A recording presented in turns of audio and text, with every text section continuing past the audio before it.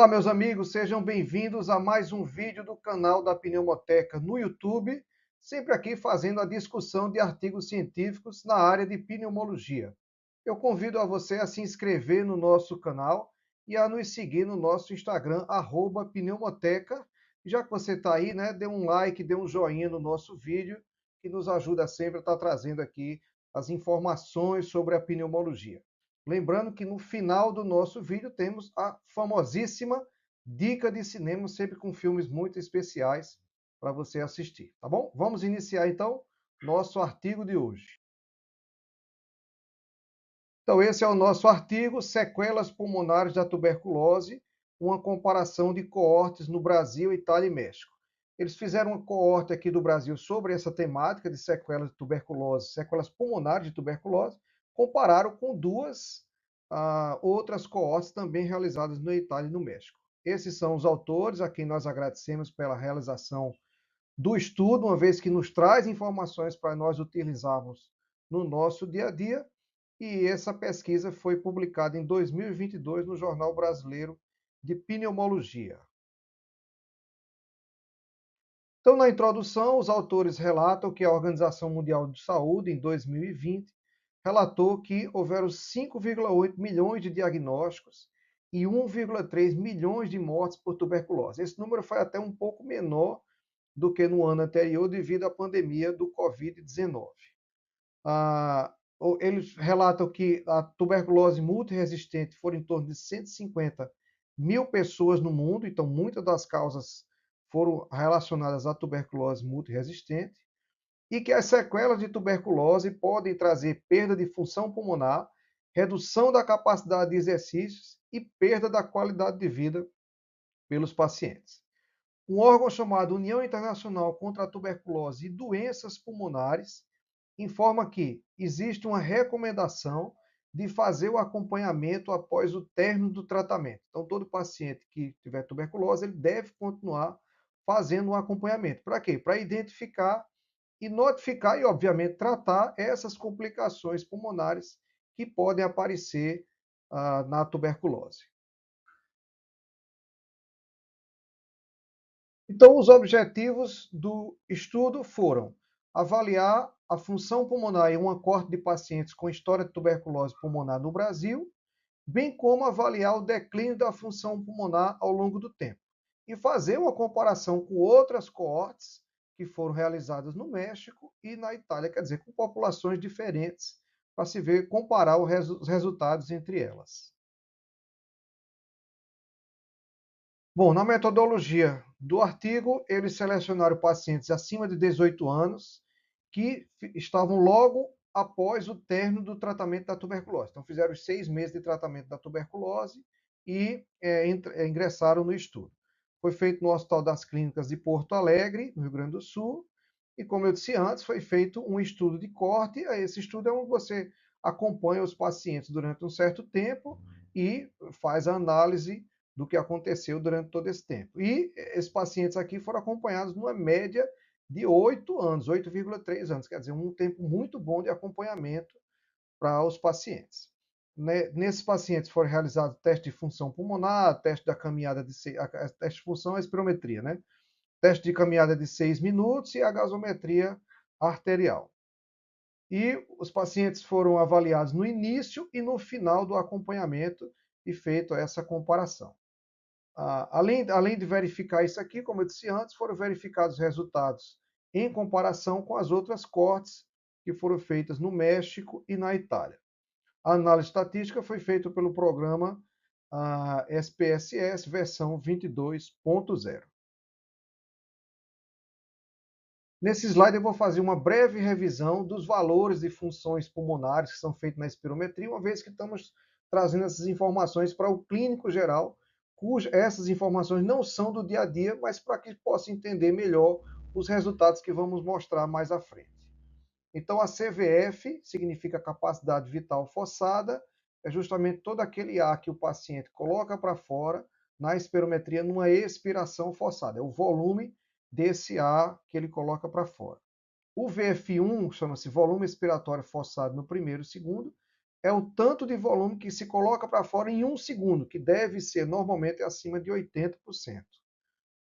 O tifenor, que é o VF1/CVF, né, o VF1 sobre o CBF, é essa relação de um para outro, que quando tem um processo obstrutivo, o VF1 tende a baixar, essa relação ela tende a baixar também.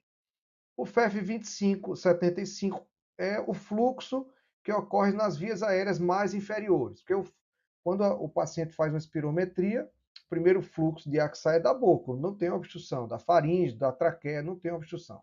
Mas das vias aéreas médias inferiores, que é justamente o FEF 25/75, ele tem muita obstrução nas doenças obstrutivas, como asma e DPOC, por exemplo. Então, esse fluxo ele mede o ar das médias e pequenas vias aéreas. A capacidade pulmonar total é todo o ar que cabe dentro do pulmão após uma inspiração máxima. O volume residual é aquele ar que fica no pulmão depois de o paciente fazer uma expiração máxima. É o ar que mantém os alvéolos abertos. Então, quando você coloca a capacidade vital forçada toda para fora, o que sobra é o volume residual. E, por fim, a difusão de monóxido de carbono, ele mede a quantidade de gás que está conseguindo sair do alvéolo para o sangue. Então, é a capacidade de difusão dele, porque o monóxido de carbono ele passa livremente. Então, é a capacidade de difusão, ele vai mostrar o grau de oxigenação que o sangue está conseguindo levar. Então, são esses parâmetros que nós vamos ver mais à frente, por isso que eu quis fazer essa pequena revisão nesse slide. Bom, então vamos aos resultados. Eu vou mostrar primeiro os resultados da coorte feita no Brasil e depois a comparação que os autores fazem com duas coortes na Itália e no México. Então, vamos ver as variáveis aqui. Veja só, VF1 pré-broncodilatador, sempre que vai fazer uma espirometria, se faz antes do broncodilatador, aplica o broncodilatador e vê o resultado depois do broncodilatador para se ver qual foi a melhora que houve com o broncodilatador. Então, o VF1, isso aqui é resultados em média, obviamente. Antes do broncodilatador, veja que a média do início aqui, o início, lembrar, não é o início do tratamento da tuberculose, mas o início do acompanhamento, quer dizer, depois que foi tratada a tuberculose. Então, uma média de 1,5 caiu para 1,3 e essa variação foi estatisticamente significativa. Quando compara o VF1 do previsto, ele caiu de 55 para 48. Então, houve um padrão, a tendência de um padrão obstrutivo aqui nesses pacientes com a associação estatisticamente significativa. A capacidade vital forçada, quer dizer, todo aquele ar que você coloca para fora numa expiração máxima, caiu de 2,4 em média para 2,2, também uma relação estatística significativa. A CVF, com relação ao previsto, de 66 caiu para 62, também estatisticamente significativo. O tifenor, relação VF1-CVF, caiu de 65 para 61, mais uma vez. Com relação, depois do broncodilatador, de 1,7 caiu para 1,4, uma relação estatística significativa. Com relação, se for o valor previsto de 59 para 51, relação estatística. A CVF só, depois do broncodilatador de 2,6, passou para 2,3 em média, outra relação estatística. Com relação ao valor previsto, também houve queda, e a tifenor, depois do broncodilatador, houve queda. Veja que todos esses parâmetros da espirometria, antes e depois do broncodilatador, mostraram um resultado estatisticamente significativo de queda da função pulmonar em todos esses parâmetros nos pacientes no fim do tratamento, após o fim do tratamento da tuberculose. Então, ainda analisando os volumes e as capacidades pulmonares, vemos que na coorte brasileira, né, capacidade pulmonar total, que é todo o volume de ar que cabe no pulmão, houve uma queda do início para o final, parece pequeno, mas a associação estatística foi significativa. Quando fala do previsto, também houve essa mesma situação. O volume residual, aquele volume que fica no pulmão depois de todo o ar exalado, houve uma queda de 4,3 para 3,4. Essa associação não foi significativa, mas quando avalia do valor previsto, aí houve essa queda aqui, foi uma associação significativa. A difusão de CO2 de 49,1 caiu para 41,8, significativo. Veja que havendo uma dificuldade aqui da passagem do oxigênio para o sangue. Fala a favor de fibrose de pulmão, né? A PO2 caiu de 71 para 67, mas não foi associação. A saturação caiu um pouco, também não foi associado. Mas o teste de caminhada de 6 minutos, em 6 minutos eles faziam uma média de 431 metros.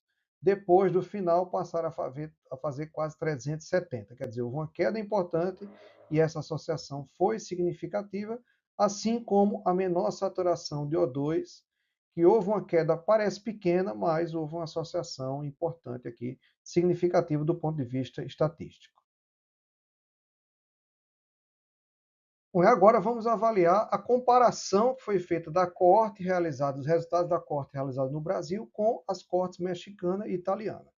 Quando se fala do padrão ventilatório, o padrão mais frequente no Brasil foi o padrão obstrutivo, que é o que se encontra na asma, na DPOC, onde tem obstrução ao fluxo de ar. Então, esse foi o mais frequente encontrado no Brasil, com em torno de 50%.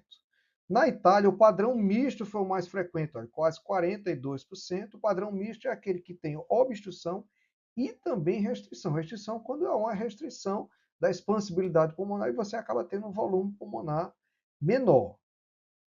E no México, o padrão normal foi o mais frequente e tem algumas explicações mais para frente que a gente vai ver sobre isso, tá certo? Comparando agora, veja que a idade, a italiana foi bem mais, os pacientes foram bem mais velhos, né? 72 anos em média, e a mexicana 41 anos apenas, essa relação de idade da coorte. O sexo foi mais ou menos a mesma coisa.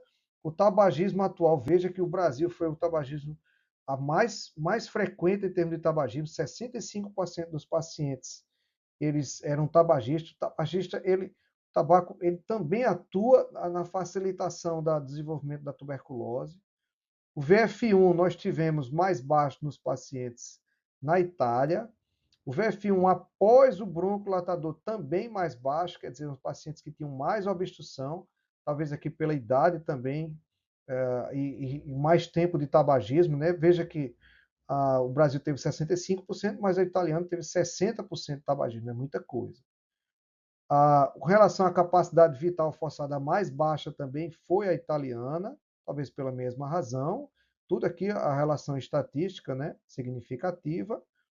O CVF pós-broncolatador mais baixo foi o do Brasil e o CVF, relação VF1-CVF pós-broncolatador, foi a italiana. Veja que, em termos de função pulmonar, a mexicana não foi pior em nenhuma. Talvez pelos pacientes mais jovens e pelo menor tabagismo que esses pacientes apresentavam. Mas eles vão ter uma desvantagem aí, vamos ver mais para frente.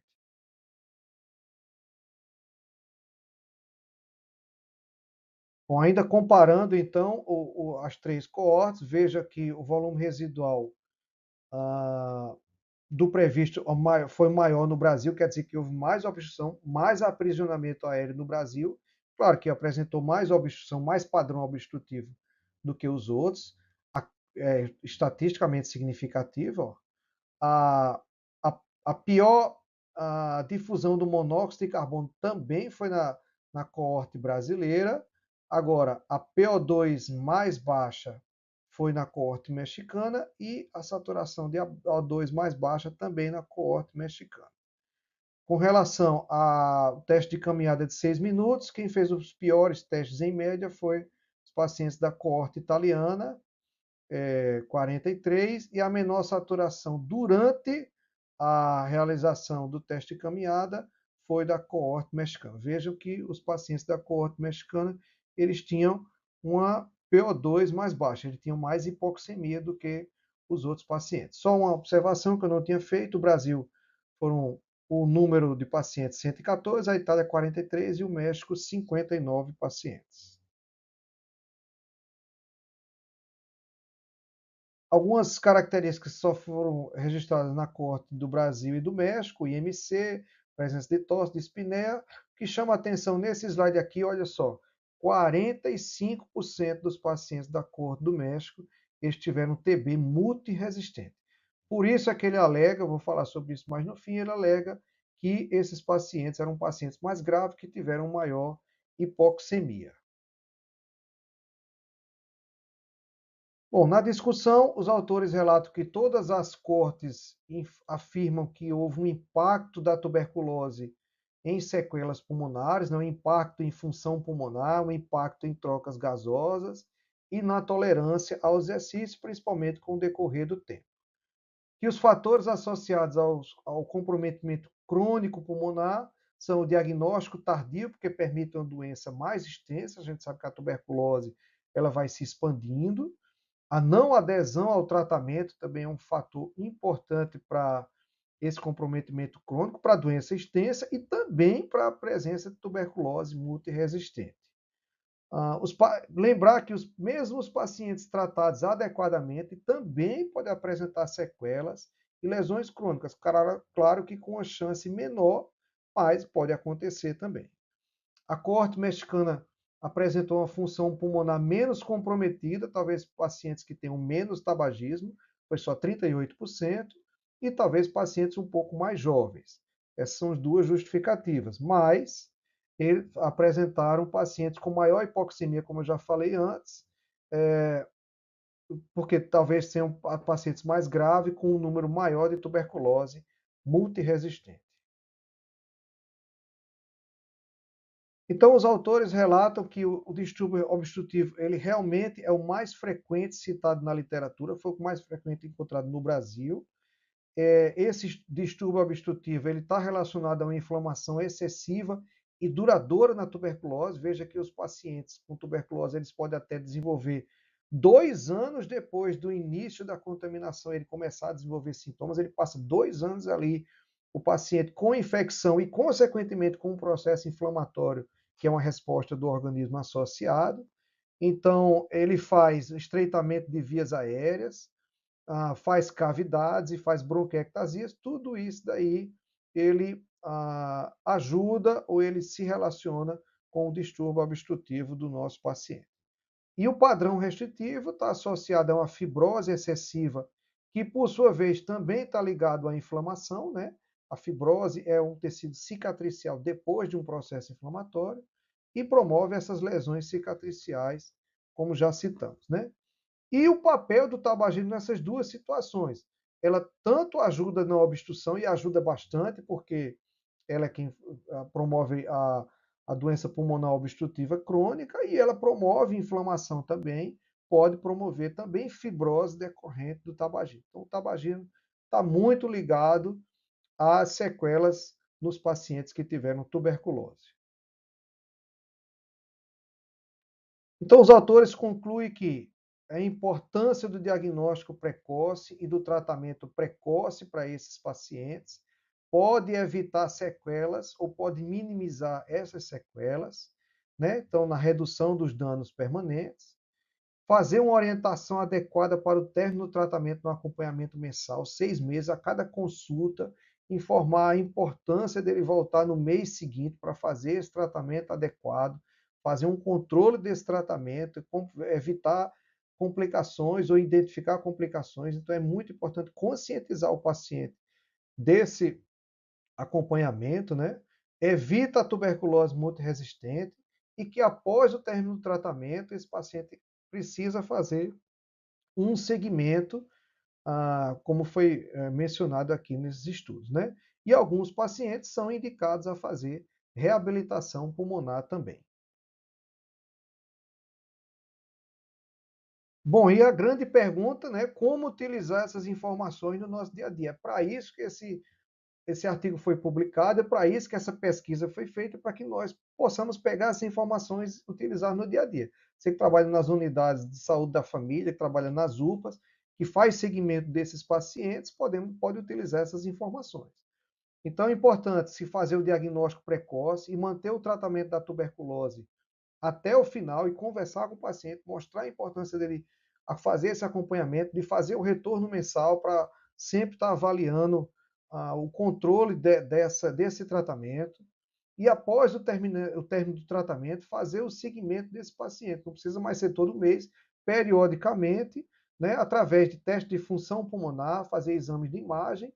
E uma terceira informação aqui, que é evitar o tabagismo. Se for um paciente que já for tabagista, de conversar com ele, conscientizar e tentar fazer com que ele deixe esse vício, que tanto pode trazer complicações da própria tuberculose, como a própria complicação do tabagismo. A gente sempre tem que ter esse hábito de lutar contra o tabagismo e para reduzir o número de tabagistas na nossa região.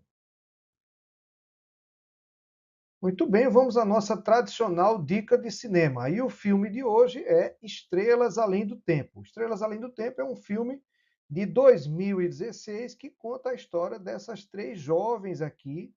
As três jovens, elas trabalhavam na NASA e são pessoas que tiveram um papel fundamental no início do processo da NASA, porque os Estados Unidos tentavam levar o primeiro homem ao espaço, que acabou sendo um russo, né? Mas elas foram fundamentais para esse processo. São três personagens, essa aqui chama-se Catherine, essa daqui, ela era um gênio do cálculo, é aquelas pessoas que têm o dom de alguma coisa, era um gênio da matemática. Essa chamava Dorothy, que é a Octavia Spencer, é uma atriz mais famosa, já ganhou inclusive um Oscar, foi uma das pioneiras na computação dos Estados Unidos, e essa Mary, que ela era engenheira. As três acabaram sendo fundamentais para todo o desenvolvimento do lançamento de foguetes da NASA. Veja que o filme ele conta com Kevin Costner também, e com essa atriz famosa, você já deve ter visto em alguns filmes, ela fez o primeiro Homem-Aranha, né? Era Mary Jane, que é a Kirsten Dunst. Então, o filme conta a história dessas três pessoas que foram fundamentais. Se passa na década de 60, onde no sul dos Estados Unidos havia muito racismo. Então, foram três mulheres negras que romperam muitas barreiras, né, numa época difícil do racismo nos Estados Unidos. Veja que ela frequentava um ambiente com homens, e a maioria brancos, e ela era fundamental, senão ela não estaria nesse meio aí. Veja que as pessoas, os outros alunos desdenhavam, né, dela, que era essa personagem que era engenheira. E tem o filme, apesar de ter esse tema do racismo, é um filme muito leve, muito tranquilo de assistir, muito agradável de assistir, digamos assim. Essa cena é uma cena muito interessante, porque esse policial ele para as três mulheres negras dirigindo um carro, inclusive o carro tinha quebrado. E eu não vou contar, mas o final dessa cena é muito engraçado. Então, veja aqui a personagem da Catherine em ação, né, fazendo os cálculos, ela foi fundamental realmente. O personagem de Kevin Costner, que é um personagem bastante interessante, eu gosto muito desse ator, um ator muito, muito bom, muito sério, e ele está ótimo nesse filme também. Aqui é uma foto das três personagens, né? O filme foi indicado a 3 Oscars e elas estiveram na cerimônia do Oscar em 2017. Uma delas já morreu agora em 2020, infelizmente. Essa cena é muito interessante. Vejam todos aqui observando a personagem fazer aqui os cálculos que os outros não estavam conseguindo fazer. Então, essa é a nossa indicação de hoje, Estrelas Além do Tempo, um filme bem leve, aonde assistir no Disney+, você pode, quem for assinante, pode assistir tranquilamente. Eu digo que esse é um filme que você depois fica com raiva de ter assistido, porque você queria ter assistido pela primeira vez novamente. Muito bem, pessoal, então até a próxima semana com mais um vídeo da Pneumoteca no canal do YouTube. Vem umas novidades por aí, tá bom? Depois eu conto. Valeu, tchau.